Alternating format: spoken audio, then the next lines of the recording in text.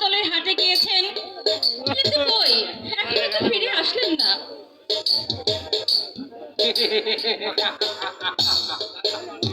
তবে তোমার চিন্তা কি শিবানী, আমরাই তো রয়েছি তোমার কাছে। কে তুমি? আমি হলাম তোমার পুরনো বন্ধু।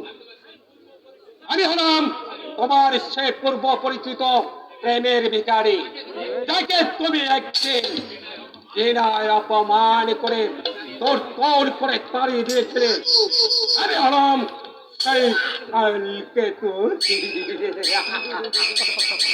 এখানে কেন এসেছো? এসেছে তোমাকে নিয়ে যেতে কোথায়? উদয়পুরে কেন? মহারাজের আদেশে তিনি তোমাকে নিয়ে যেতে পাঠিয়েছেন। না, আমি যাব না। কেন যাব? আমরা তো এখন আর ওনার প্রজা নই যে যখন তখন হুকুম করলে আমাদেরকে ছুটে যেতে হবে।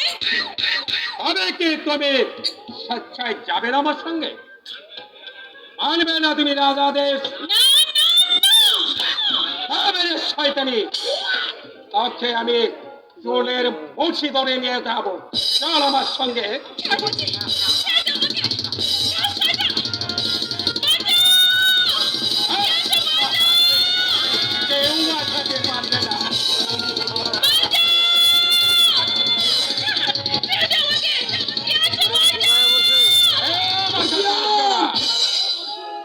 আরেকবার অগ্রসর হলে আমি তোকে জীবন্ত খবর দেব।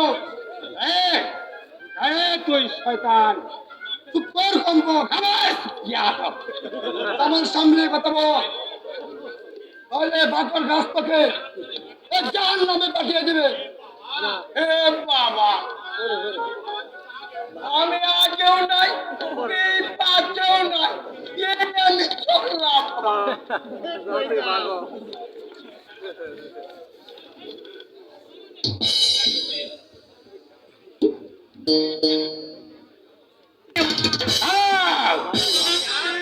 হুশিয়ার চলো,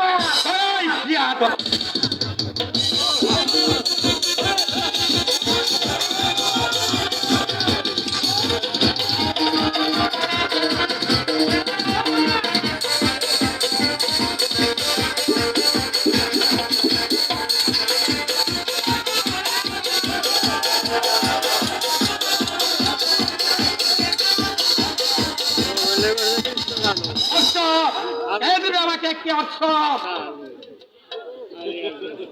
এবার আমি তোকে আমাকে হ্যাঁ তোমাকে আমি তোমাকে মুক্তি দিতে পারি। মুক্তি?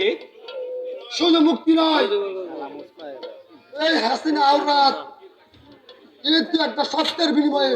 বলো, এই সেই শর্ত। আমার কাছে এসে ঠিক আছে বন্ধু, তাই হবে।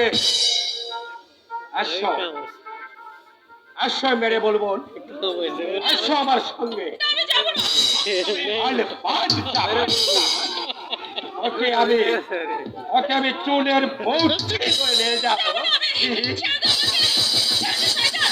ছাড় বলছি। আরে আস আমার যাব না। ছেড়ে দাও আমাকে। বাঁচাও।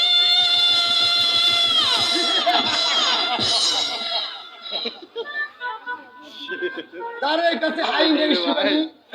যা দশরম কাফের উভয় সিংহর কাছে আমি তোকে এনাম দিয়ে আমি তার হতিয়ারে হাত দিই।